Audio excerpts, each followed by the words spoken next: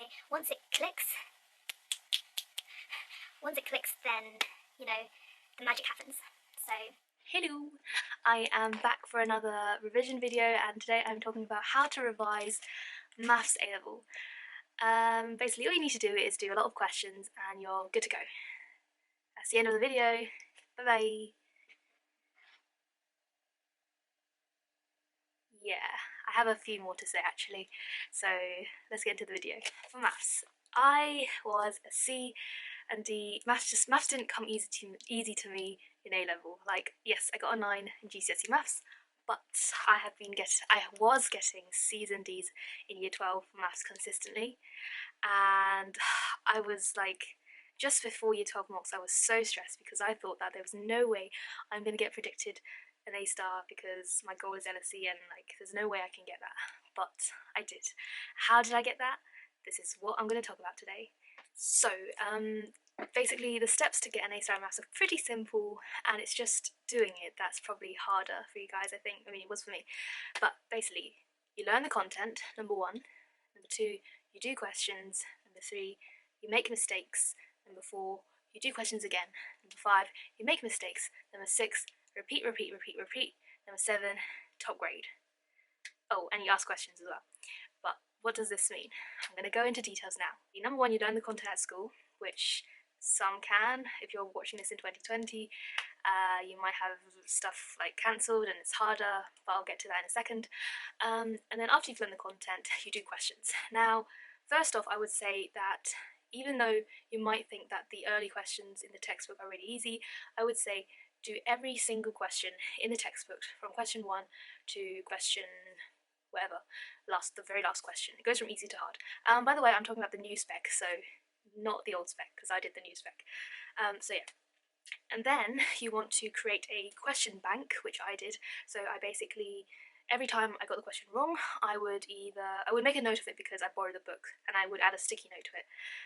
Yeah, because I had to borrow the book from school and I couldn't really buy all the books because there's so many books. Yeah, I had 8 maths books because I did further maths, but yeah. Sorry. So basically, yeah, create a maths bank of hard questions, and the hard questions are dependent on you, and these questions are all the questions that you got wrong when you did the book questions. And number 2 is that because you did it wrong, you obviously go and check the answer, and when you check the answer, you make another document. I did all of this on Google Doc, but my friend did it on Anki, and probably that's actually a better option because Anki does active recall, and like you can make sure that you go over it in a clever scientific way to like make sure your brain recognizes it. Although I still don't really understand. I mean, I understand active recall, but like it's just complicated to use, I'll be honest. But I will make a video on that because I also need to kind of get back into it. Anyway, where was I? So yeah, you make a document on the questions you got wrong that were hard. These are the hard questions for you, and then you basically make another document on the mistakes. So basically, why did you get it wrong? What was the mistake? Write it down on the document. Say like which question, like the textbook page question. What was it that you got wrong? So write it down every single time. Every single time you got the question wrong, write it down. It might be like a hassle when you don't have your computer with you, or like you might have to write it down on a piece of paper and slip it in the book, but it's definitely worth it in the long term. So please do not skip these 2 only and most important steps. Is that you could use sticky notes in your books. I basically, because I had to return the books, my sticky notes are no longer really much, but it would be like the whole book would be sticky notes because I couldn't write on the books, unfortunately. Yes, so sticky notes on like key points you think you should know like for the question, and then because it'll be very useful when you look back. It's all about preparing now and then looking back in the future when you revise, I think, as well as consistently doing questions, because for maths, honestly, the only way to revise is doing questions. But if you make like notes specific to how you did it or the mistakes you made, it will make future revisions so much easier, and it will really help boost that grade up. Next is revision guides. So I use the CGP revision guide for further maths. I have it for single maths, and I definitely recommend them because they make the steps so simple. And I think that if you're someone like me who kind of doesn't, like, maths isn't really easy to you, and also you're kind of shy and you don't really want to ask the teacher too many questions, like you ask 50 when you have 100, I would definitely recommend getting a revision guide, because it's kind of like a mini teacher, really. So the next thing is that once you've done all the questions on the book, in the book, and you have, you know, written them down, mistakes, the hard questions, before doing the hard questions again in your bank, I would recommend using online resources. There is so much on the old spec, and, like, I'll be honest, having a strong foundation is very important, I think. Like, because I revised extra hard in the year 12 stuff, year 13 stuff, although it was even harder, it was okay, I think, because I got that strong foundation in AS maths. And so, like, the old spec maths are kind of not easier, but, like, they are a bit easier because they're more straightforward, whereas the new spec, they ask a lot of, like just like lots of modelling questions. The new spec, they said that there's going to be a lot of modelling questions, and it's just much, I guess, less straightforward. Yeah, that's it. And so if you can have a strong foundation in the old spec ones, I think you are more likely to do well in the new spec. However, I would recommend getting workbooks. I have so many workbooks and I don't know where to put them. I have the CGP revision maths workbook. I'll link it all in the description. And I also got the Edexcel textbook. They also do, like, practice books, and it's really good because it follows the book. Yeah, follows the book content. I mean, they all do, but, like, yeah. I also got one for, like, stats and mechanics. And I also went to buy this a few weeks ago. And basically it's basically a full, like, practice exam paper.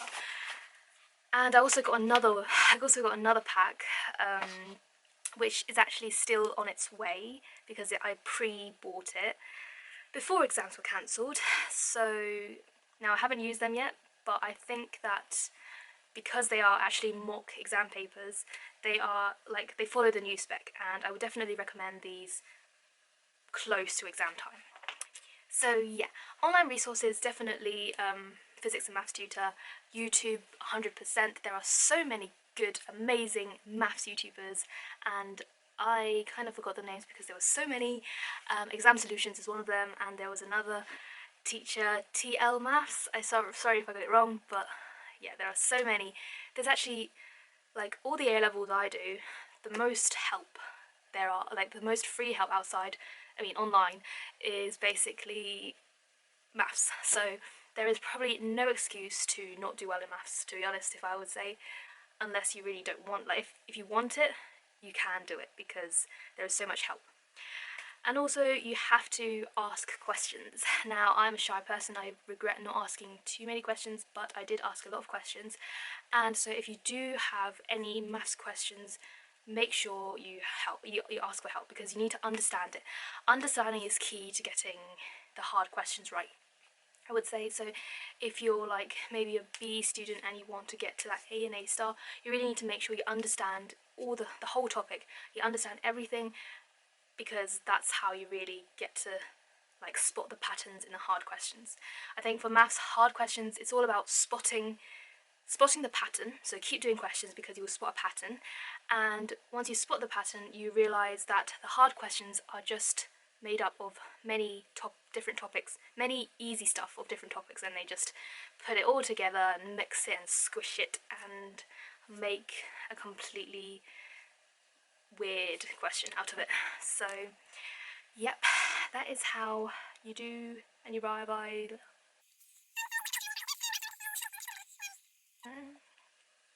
Oh, and I would be honest and say that I had, like, throughout year 12, I had probably 5 different maths tutors, because I found that it was really hard to find a really, like, a good maths tutor. And from my experience of not having, just, like, finding the right different kind of, like, maths tutors, I have a few tips on how to find a good maths tutor if you are, you know, I think you should have one. I'm not saying that teachers and online resources are not enough. I think they are more than enough. But if you have problem with understanding the content and you like your teachers may not always support you, then I definitely recommend finding someone who is probably in year 13 who has recently or like has done the new spec in the past and knows exactly what you are going through and really understands everything and would be willing to help you. I think that finding some support is really important, and so here are some good tips on how to find a tutor.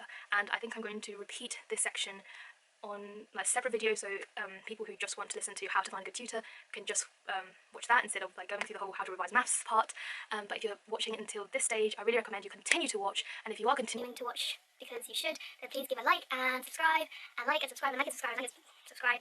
And if you are still watching, comment I am still watching, because it will mean a lot, and I will offer you a free hour,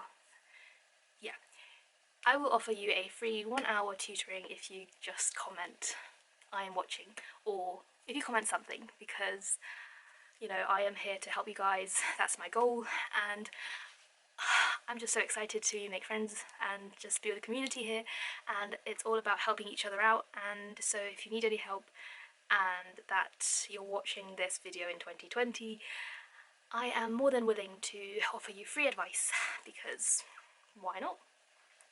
Anyway, let's get into how to find a good tutor. So from my experience is that you need to find one that doesn't mind going overtime. Now, I've had so many tutors in the past, and basically the good ones are always the ones that are willing to go an extra 10-20 minutes sometimes over the 1 hour plan, and like really teach you until you understand it, or go through an extra question, because they are the ones that show that they really do care about what results you get, and they really do care about you as a student and not as a customer or some money income place. Because yeah, I had tutors where it's like you have 1 minute left and we just started like halfway, or just started a question like, we've only got 1 minute left, I'm sorry, yeah, we'll do it next time, and if you don't understand, too bad, because it's 1 hour. Like, if I meet a tutor like that, I would say, I'm not gonna, yeah, no, next time, I'm gonna find another one, which is what I did, and I eventually found a really good one, which, you know, he was willing to really dive into questions I didn't understand, and he would, even if we had like 2 minutes left of the lesson, he would go over a new question which would take another 10 minutes, and you know, I really appreciate that help, and that has taught me how important it is to find a tutor that actually cares, as well as just make sure that I'm the tutor who does the same thing. Yeah, so that's number one, is that they're willing to go over time, not like going over time because they have a lot of time to chat, but because they're going over time because they want to make sure that you understand the content and really want you to do well. The second thing I look for a tutor is that they have a good plan for you. So what a good tutor to me is that they know exactly what they want to do in the lesson, I think, and they plan out how they're going to help you, and they plan a few lessons, like they maybe like a month of lessons of, and they show you like what we're going to do each lesson, how we're going to get there, like the problem we have, what we're going to do to get to the end goal, like a proper plan.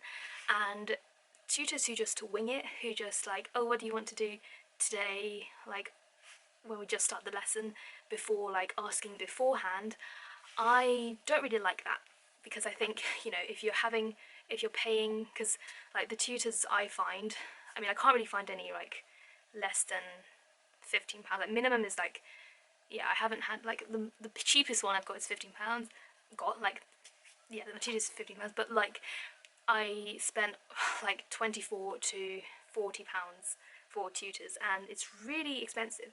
And if you're like you're charging this much and just asking someone on the day on the lesson like, what do you want to do, and just wing it, then I don't think you're the tutor for me.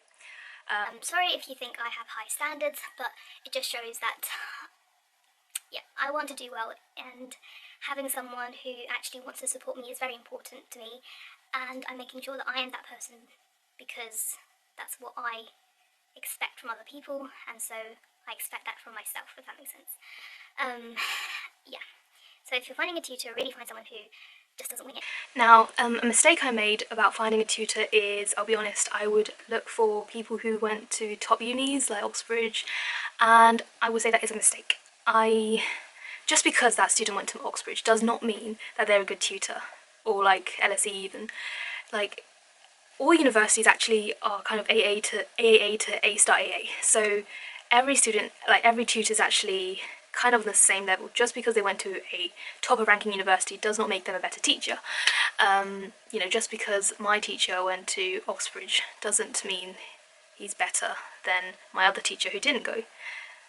So I would not choose a tutor based on which university they went to, but I would check what grade they got on the subject that I am finding help with. So basically all my maths teachers got A stars themselves, and so I had to make sure that, yeah, they got it.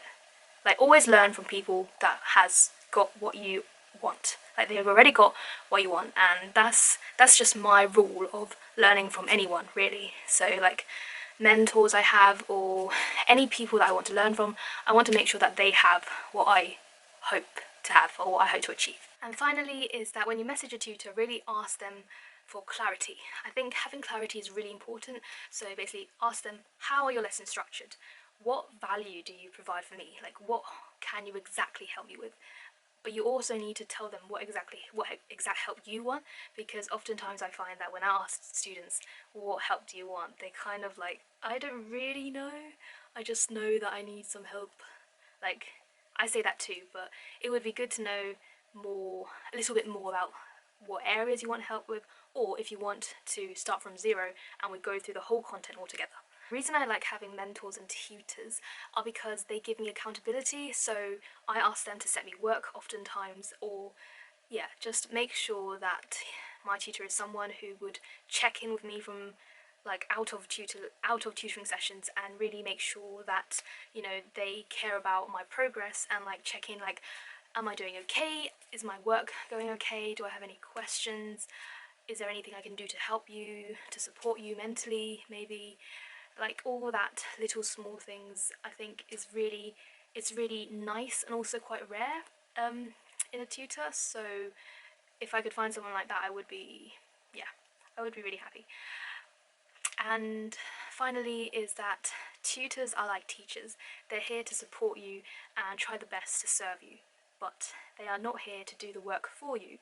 They are just here to try their best to like get you to where you want to be, but actually doing the work, unfortunately, is all up to you. And so it is hard, and it's hard, but with support you are going to do fantastic, and you know, you are going to get where you want to be, as long as you have the clarity of the goal, you have the vision, and you have that drive to really go and get it. And I am offering tutoring sessions, but this whole video was no way of promotion or anything. It's just exactly how I find a tutor and how I think other people should also consider when finding a tutor. Because if you're paying for someone who isn't that great, then what's the point? And how do you find a good tutor? Like, you might not know. So this is just my take on it, and I hope that it was somewhat useful. So please like and subscribe. I don't know, like and subscribe. Like and subscribe. I don't know, I want to make this a thing. Like, don't dislike please, but like, yeah. A quick thing to add is that I have a document on which isn't mine. I found it on Student Room last year when I was searching for A-level tips, and it's a guideline on what you can do using old spec on how you can like get the top grade. So it basically has every single length of what you should do, like step by step, exactly what you should, like what you can do, not should do, but what you can do to really get ahead of the game and make sure you're gonna get like top grades. And I will link it in the description box, and you know, make sure to check it out because it was really useful for me.